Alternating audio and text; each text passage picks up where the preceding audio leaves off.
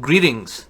Now, one of the purposes of this channel is to explain complicated finance concepts to people, as well as to help people make their own choices about what is in fact a good thing to pursue financially versus what is not a good thing to pursue. And I have been quite vocal about how average people should not be getting involved in cryptocurrency. That does not mean that no cryptocurrency has any value or that the asset class itself is a completely useless thing. But I have been quite consistent about how average people should not be caught up into this, because this looks like a classic pump and dump scheme where sophisticated insiders are the ones bidding up the price with the help of the hype machine that the media foments, and average people are going to buy at a high price and be left holding the bag. Now, am I a luminary in the subject of fintech or not? Well, considering the fact that I have spoken at conferences with audiences of up to 3,000 people, including the premier fintech conference in the world, Money 2020 in Las Vegas, where I was a keynote speaker, the fact that I have been on a number of TV shows to discuss the subject of fintech as well as blockchain, and the fact that I teach this subject at Stanford University and have done so for some time in 2 different departments of Stanford University, you should take that into account. Does that make me a luminary or not? That is for you to decide.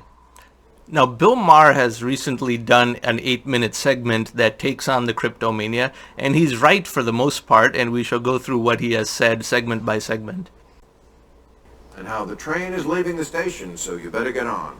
Tesla has jumped in with both feet. 1 in 10 Americans used their stimulus checks to invest in one of thousands of cryptocurrencies in existence, Bitcoin being the most famous, but there's also Etherium, Binance, Tether.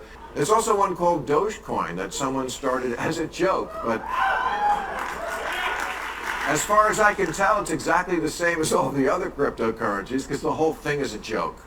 I fully understand that our financial system isn't perfect, but at least it's real. Apple stock is worth money because Apple makes $1,000 phones that everyone buys. But Dogecoin recently rallied to be worth more than the market cap of Ford and Kraft Foods, and it has no product and no workers. It's just Easter Bunny cartoon cash. I've read articles about cryptocurrency, I've had it explained to me, and I still don't get it, and neither do you or anyone else. And I'll explain why. So, there's these things called nerds. And in 2008, one of them, we don't know who because this person or group of persons is still anonymous, made up Bitcoin out of thin air using the fake name Satoshi Nakamoto. Now, capitalism, of course, has always contained an element where instead of actually making something or providing a service for money, you could make money in the exciting field of money. But we knew money had to originate from and be generated by something real somewhere, to which cryptocurrency says, no, it doesn't.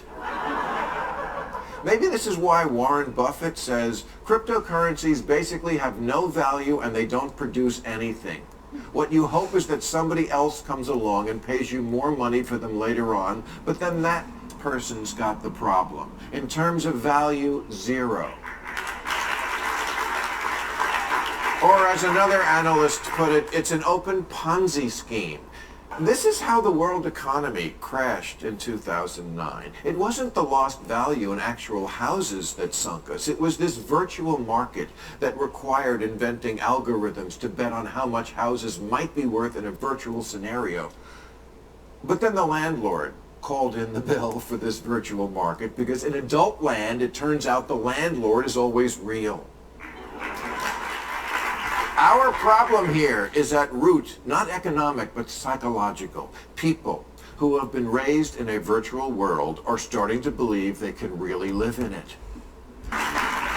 Much of warfare is a video game now. Why not base our economy the same way? And cryptocurrency is literally a game. Bitcoins are created by what they call mining, but not the kind of mining that's done by 7 dwarves who share a woman.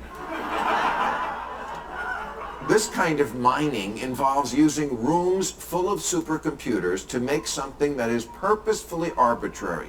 Essentially, One computer thinks of a number between 1 and infinity, and other computers take trillions of guesses at what it is. It's the old game of I'm thinking of a number between 1 and 10, except times a gazillion, and the guy guessing the number lives in China, and the guy who knows the number lives in the Matrix. Now, this is actually true. Mining is a horrendously wasteful thing, as the clip will itself describe, because of the amount of energy consumed. Plus, it draws away resources from other useful aspects of the technology industry. For example, fab capacity is used to make these ant miners that are devoted just to mining Bitcoin and drawing resources away from chips that could be used for something more tangible in the economy. Take that, work. Do I need to spell this out? There is something inherently not credible about creating hundreds of billions in virtual wealth with nothing ever actually being accomplished and no actual product made or service rendered. It's like Tinkerbell's light. Its power source is based solely on enough children believing in it. And unfortunately, what is real is the unfathomable amount of electricity those massive supercomputers suck up for their mining. The power being used right now to guess numbers and win imaginary prizes is the same as all the electricity needed to light all of New York State. It's worse than that. Bitcoin mining alone consumes 72 terawatt hours of electricity, which is as much as an entire country the size of Colombia. If Bitcoin mining were its own country, it would be number 40 or 41 in terms of electricity consumed. And this is just for the purpose of mining Bitcoin. It does nothing to improve the human condition whatsoever, but draws resources away from other more useful purposes. Bitcoin uses more electricity per transaction than any other method known to mankind. Just one uses more energy than 1 million Visa transactions and has the same carbon footprint as 85,000 hours of watching YouTube. Bitcoin uses more energy than Netflix, Apple, Facebook, Microsoft, and Google combined. I mean, cars are bad for the climate, but at least they take you somewhere. But this is just a beanie baby that runs on coal. How can a company like Tesla be all in on saving the planet with electric cars and then participate in destroying it with this completely unnecessary online play money? He's right about it being unnecessary. Now, the biggest problem with Bitcoin in relation to even other cryptocurrencies is, one, it is the most technologically obsolete because it was the first. It was founded in 2008, and therefore it is too inefficient to do transactions relative to new ledgers. It also uses that very wasteful type of mining, and it cannot do smart contracts, whereas newer cryptocurrencies can, in fact, do all of these things in a more efficient manner in terms of energy and computation. But furthermore, why does the world need 9,500 cryptocurrencies? That's how many there are now.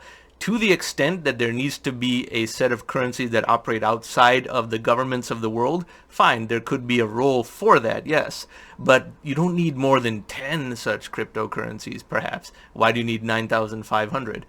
And thirdly, distributed ledger technology is certainly useful, and it can do wonders in terms of efficiency of regulatory compliance, security of transactions, preventing crime, and a whole host of other benefits that distributed ledger, unofficially known as blockchain, even though that's incorrect terminology, can deliver. However, investing in cryptocurrency is not the way to further the advancement of blockchain. You can be a tech company that gets normal investor money to create blockchain innovations. It does not need to be a cryptocurrency, which is a very esoteric and inefficient layer, and that's what makes most of what Bill Maher says very accurate. Almost all the people who tout Bitcoin and deal in Bitcoin and who won't shut the fuck up about Bitcoin, the millennials, the Gen Zers, the Silicon Valley types, these are all the same people who see themselves as hip and progressive and big environmentalists. Bullshit. You're money-hungry opportunists, and you're not allowed to pretend you care about the environment. This is true to the extent that whenever certain things are taking too much energy, That is nature's way of telling you that this technology is not close to the first principles of technological progress and is not the way to go. This was true in terms of importing millions of barrels of oil per day from the Middle East to the Western Hemisphere, which was consuming a significant percentage of the oil just in transporting of the oil. And the same is true for Bitcoin mining. Whenever too much energy is being consumed for something, that is nature's way of telling you this is not the path you should be pursuing, period. And that's why that was the quote at the beginning of this video. Well, there you have it. Most of what he said is correct. Cryptocurrency is currently at 2.2 trillion in market cap. That is not enough to tank the economy if it were to go down. The central banks of the world are printing much more than that, as they should be, as per the reasons I describe in other videos on this channel. But cryptocurrency is an entirely unnecessary product layer outside of a few esoteric purposes, and the reasons people give for how valuable Bitcoin is and other cryptocurrencies are flawed for the reasons I have described, especially Bitcoin being technologically obsolete even in relation to other cryptocurrencies, number one, and number two, why do you need 9,500 cryptocurrencies? And then how do you know which one to get behind? So more food for thought on that point, and I will have other videos about this as this crypto mania continues to progress, and we'll see how it shakes out. If you like this type of content, I encourage you to subscribe to this channel. Thank you for watching.